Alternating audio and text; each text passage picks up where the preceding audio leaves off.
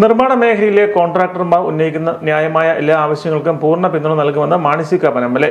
All Kerala government contractors association Pala taluk സമ്മേളനം ഉദ്ഘാടനം ചെയ്യുകയായിരുന്നു അദ്ദേഹം. ആന്ധ്രാപ്രദേശ്, തമിഴ്നാട് തുടങ്ങിയ സംസ്ഥാനങ്ങളിലെ മാതൃകയിൽ നിർമ്മാണ പ്രവൃത്തികളുടെ നിരക്ക് എല്ലാ വർഷവും പുതുക്കി നിശ്ചയിക്കുന്ന റേറ്റ് റിവിഷൻ സംവിധാനം കേരളത്തിലും നടപ്പാക്കേണ്ടതുണ്ടെന്ന് അദ്ദേഹം അഭിപ്രായപ്പെട്ടു. ഇക്കാര്യം നിയമസഭയിൽ ഉൾപ്പെടെ ഉന്നയിച്ചിട്ടുണ്ടെന്നും എം.എൽ.എ. പറഞ്ഞു.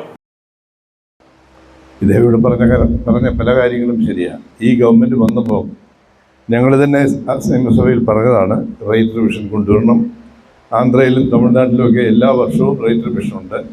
ഇവിടെ അത് നടപ്പാക്കുന്നില്ല, അത് നടപ്പാക്കിയേ പറ്റൂ എന്നുള്ള കാര്യവും PWDക്കുള്ള സൗകര്യങ്ങൾ പോലെ തന്നെ ഈ പഞ്ചായത്തിൻ്റെ വർക്ക് ചെയ്താലും MLA ഫണ്ട് ചെയ്താലും ഫ്ലഡിൻ്റെ വർക്ക് ചെയ്താലും ആ ബില്ല് ഡിസ്കൗണ്ട് ചെയ്യാനുള്ള സംവിധാനം ഒരുക്കി കൊടുക്കണം. അത് KSIDCയോ അല്ലെങ്കിൽ KSFE കൊണ്ടോ അതിനുള്ള നീക്കം ഉണ്ടാവണം എന്ന് പറഞ്ഞിരുന്നു.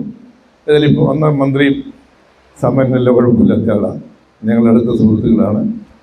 പിന്നെ ഞാൻ പാലാ നിയോജകമണ്ഡലത്തിൻ്റെ കാര്യങ്ങൾ ചർച്ച ചെയ്യാൻ വേണ്ടി എല്ലാ ഈ PWD എല്ലാ വിഭാഗങ്ങളെയും അസിസ്റ്റന്റ് എഞ്ചിനീയർ മുതൽ ചീഫ് എഞ്ചിനീയർ വരെ സെക്രട്ടറിമാർ ഉൾപ്പെടെയുള്ളവരെ കൂട്ടിയിരുത്തിയിരുന്നു. ആ യോഗത്തിൽ വെച്ച് ഞാൻ പതുക്കെ പറഞ്ഞു, റേറ്റ് റിവിഷൻ്റെ കാര്യം നമുക്ക് സീരിയസ് ആയിട്ട് എടുക്കണം. അപ്പം അങ്ങനെ റേറ്റ് റിവിഷൻ ഉടനെ ഉണ്ടാവും. നിങ്ങളുടെ കോൺട്രാക്ടറോടുമാർ പറഞ്ഞത് ഇപ്പം ടെൻഡർ വിളിച്ചാൽ എടുക്കണ്ട, ഒരു മാസത്തോടെ സമയം കഴിഞ്ഞിട്ട് എടുത്താൽ മതി. ആ നേരം കൊണ്ട് റേറ്റ് റിവിഷൻ ഉണ്ടായിരിക്കും എന്ന് അദ്ദേഹം പറഞ്ഞു.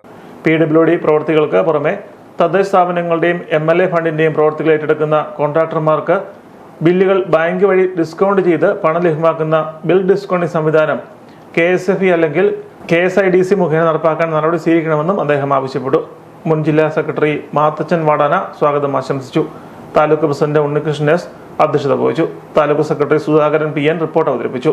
Anil K Kurian, Saji T Chacko, MN Prabhakaran Nair, Soni Mathew, Joshy Chandy എന്നിവർ ആശംസകൾ അർപ്പിച്ചു. യോഗത്തിൽ പുതിയ താലൂക്ക് ഭാരവാഹികളെ തെരഞ്ഞെടുത്തു. ഓർഗനൈസിംഗ് സെക്രട്ടറി ജോർജ് ജോസഫ് നന്ദി രേഖപ്പെടുത്തി.